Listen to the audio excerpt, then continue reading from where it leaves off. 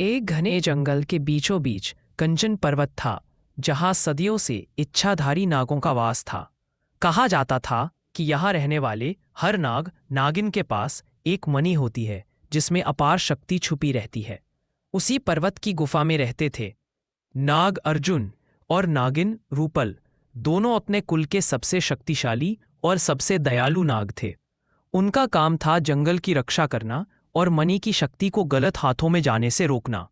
जंगल में एक रात संकट का आगमन। रात के समय आसमान में काली आंधी चली। उसी अंधेरे में एक लोभी तांत्रिक काला साधु जंगल में पहुंचा। उसकी आंखों में लालच था। अगर मुझे नाग मणि मिल जाए तो मैं दुनिया का सबसे बड़ा तांत्रिक बन जाऊंगा। उसने मणि चुराने के लिए जाल बिछाया। नाग नागिन का रूपांतरण। काला साधु ने मंत्र चलाकर रूपल को कैद कर लिया। अर्जुन क्रोध से तड़प उठा। मेरी रूपल को कोई छू भी नहीं सकता।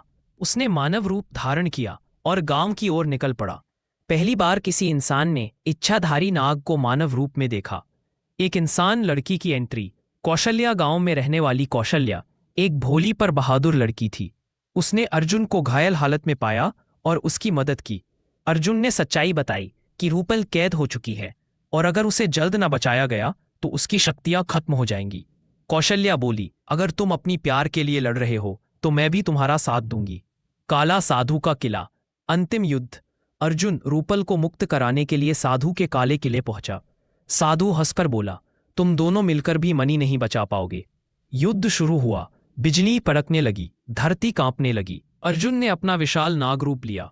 रूपल ने भी अपनी कैद तोड़ दी और दोनों ने मिलकर साधु की शक्तियां नष्ट कर दी। अंत में साधु राख बनकर उड़ गया। मणि का रहस्य और आशीर्वाद। दोनों नाग नागिन ने कौशल्या को धन्यवाद दिया। अर्जुन बोला, मनुष्य होकर भी तुमने हमारी मदद की, इसलिए हम तुम्हें जीवन भर सुरक्षा का आशीर्वाद देते हैं। मणि फिर से पर्वत की गुफा में सुरक्षित रख दी गई। कहानी का अंत। पर पौराणिक कथा की शुरुआत।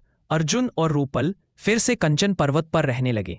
लेकिन आज भी कहते हैं, अगर किसी सच्चे नेक मन वाले इंसान को खतरा हो तो जंगल में दो चमकती हुई आंखें दिखाई देती है। वही इच्छाधारी नाग और नागिन उसकी रक्षा करने आते हैं।